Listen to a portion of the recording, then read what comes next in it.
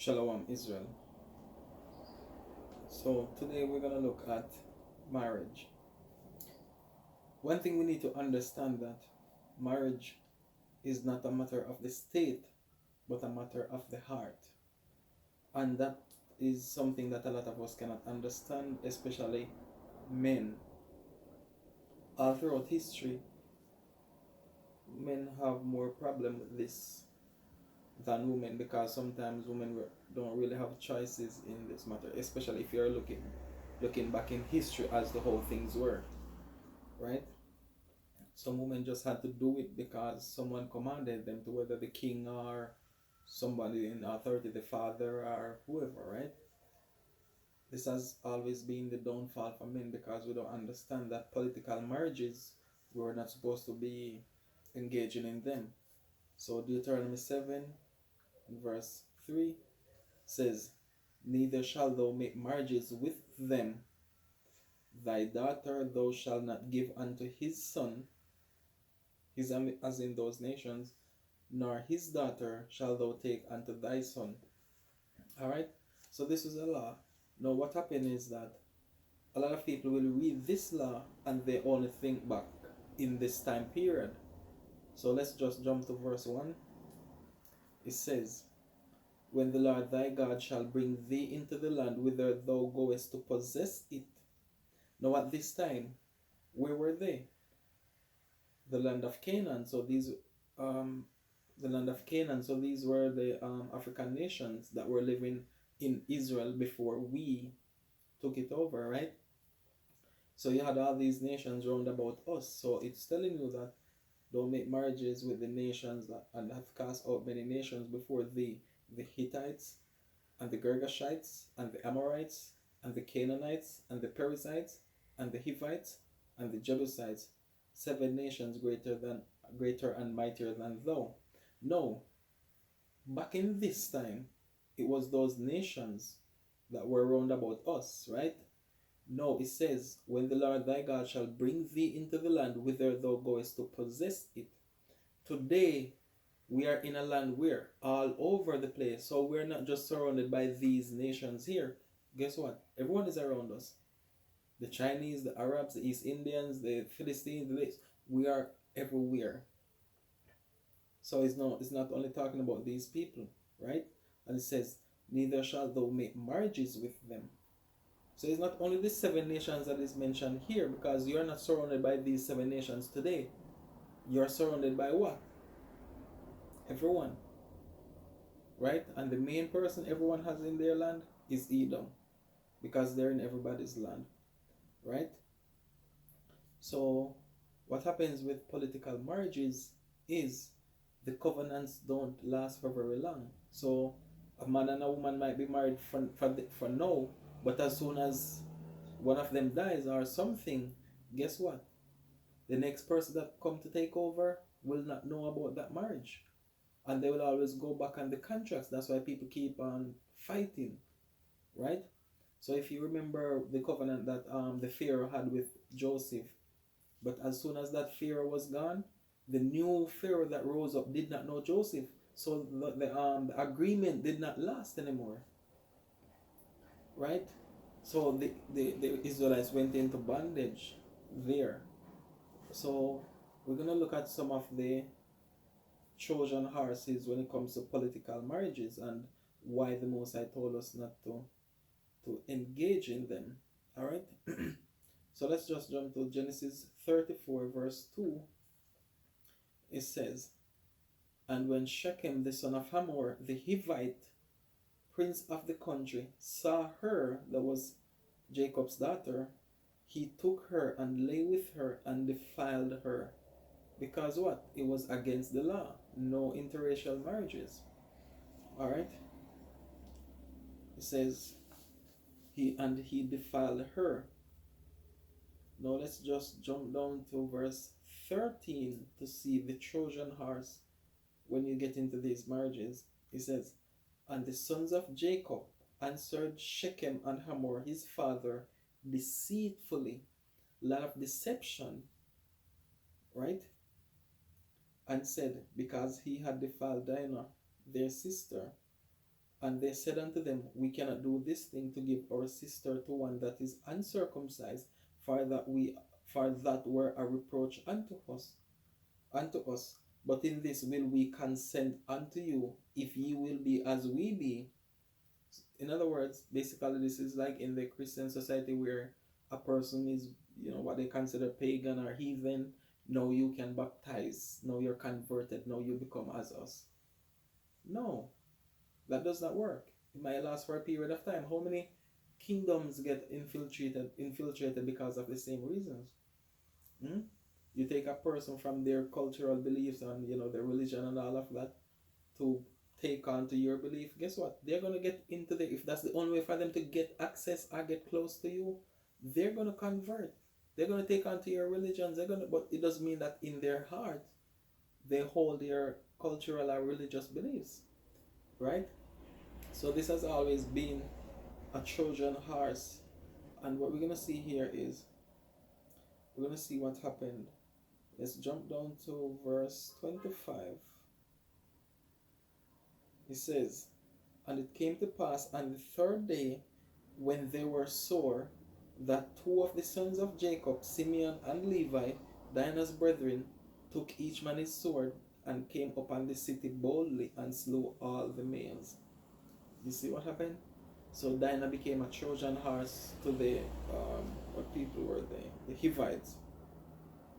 Right? Imagine your city lay waste because of just something stupid like this. Look at what happened to the city of Troy. Even though it was not really an agreement, it was just, something different. But your whole city lay waste, desolate, ruined, just because of a woman. Right? And a lot of kings made this stupid mistake, right? So let's go to our king now. Go to Solomon, First Kings chapter 3 and verse 1.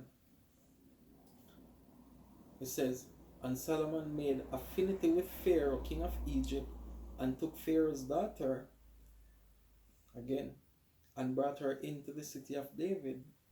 There is a transgression. Do not make marriages with them. It doesn't matter what the condition is. It doesn't matter what you need to trade. Your marriage has nothing to do with the state. It is about your heart. Alright? And brought her in the city of David until he had made an end of building his own house, and the house of the Lord, and the wall of Jerusalem round about. That is the transgression right there. Now let's just jump over to chapter 11. Right? We're going to start at verse 1 first. It says, But King Solomon loved many strange women, together with the daughter of Pharaoh. So it was not only the Egyptian woman, the women of the Moabites, Ammonites, Edomites, Zidonians, and Hittites, of the nations concerning which the Lord said unto the children of Israel, Ye shall not go in to them. And you see, it's telling you in Deuteronomy 7 verse 3, it did not say specifically Moabites and Edomites, right? But here it's telling you the nations that are round about. So it's the same thing today. Whatever nation, any nation that is outside of your 12 tribe, don't make marriages with them. Don't go into political covenants with them. Alright? It says, Of the nations concerning which the Lord said unto the children of Israel, Ye shall not go into them, neither shall they come in unto you, for surely they will turn away your heart after their gods. Solomon clave unto these in love. Right? And that's the problem. Now let's jump down to verse 14. It says, And the Lord stirred up an adversary unto Solomon, Hadad the Edomite. He was of the king's seed in Edom. 15. For it came to pass, when David was in Edom, and Joab the captain of the host was gone up to bury the slain, after he had smitten every male in Edom, For 6 months did Joab remain there with all Israel, until he had cut off every male in Edom, that Hadad fled, he and certain Edomites of his father's servants with him, to go into Egypt, Hadad being yet a little child. And they arose out of Midian, and came to Paran, and they took men with them out of Paran, and they came to Egypt, and unto Pharaoh king of Egypt, which gave him an house, and appointed him victuals, and gave him land.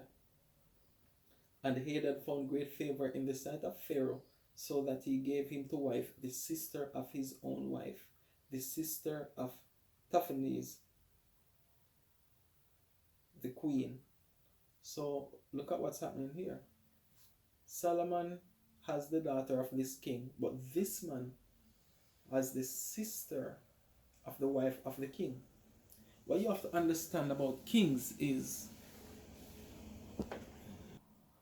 when a king goes under attack, the first thing he is going to do is what? Seek alliances with other kings, right?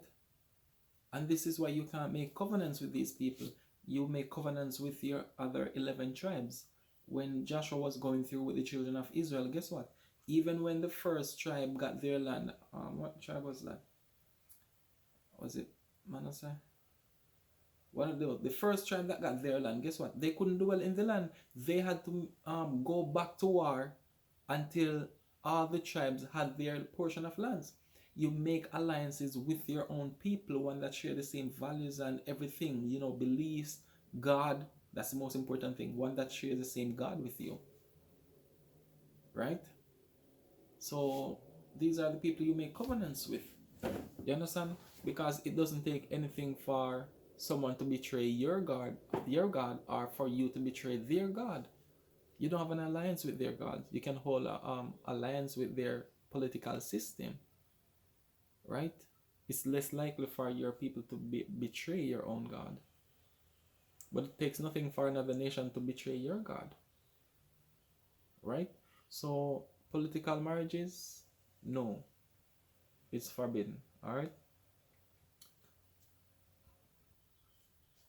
Let's look at Joshua 23, verses 11 to 13.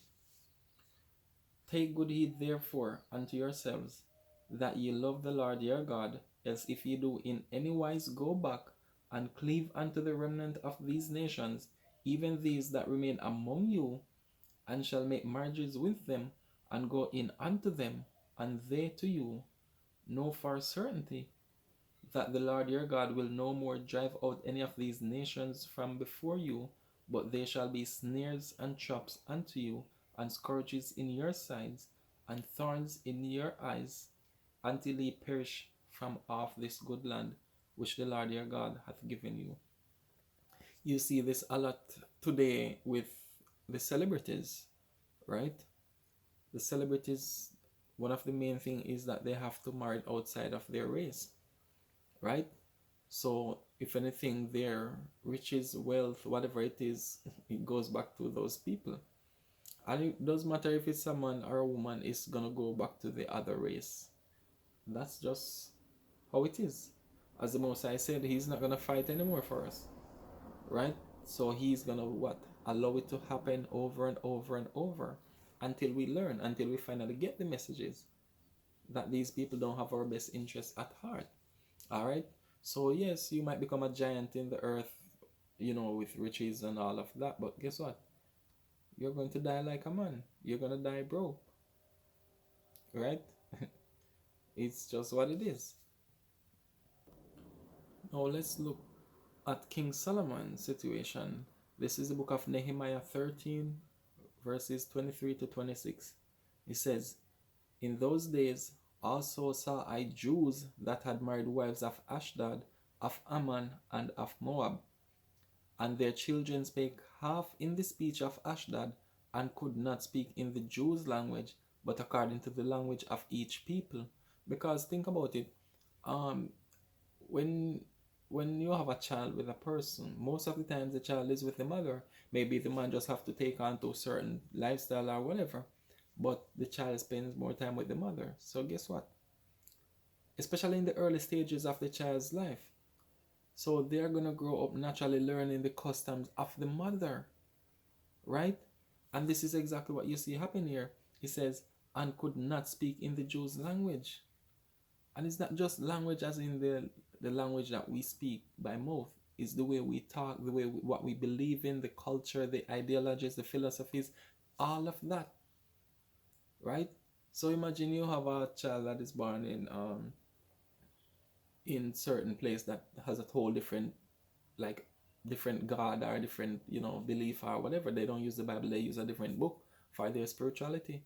The child is gonna get into that. So when you get the child when he's 10 years old and so forth, trying to teach him not to eat pork, he has been doing that for 10 years, right? It's gonna be hard to convert that. It's hard for you to bend the tree when it gets so big, right?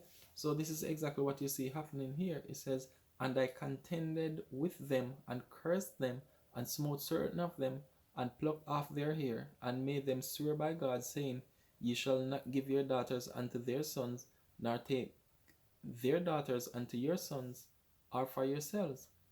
26. Did not did not Solomon king of Israel sin by these things? Exactly. What was his sin? It's not just about going to worship other gods. That's part of it. But the primary thing was what? Do not make marriages with them. Right? So yes, that was the sin itself, different from going into the worshiping of other gods. Yet among many nations was there no king like him, who was beloved of his God, and God made him king over all Israel. Nevertheless, even him did outlandish women cause to sin. You see that? These women, they will have power over you. A lot of men. Doesn't matter how smart you think you are. It doesn't matter how wise you think you are. Do not open that door. Right? Women are naturally seeking for power and dominion and control.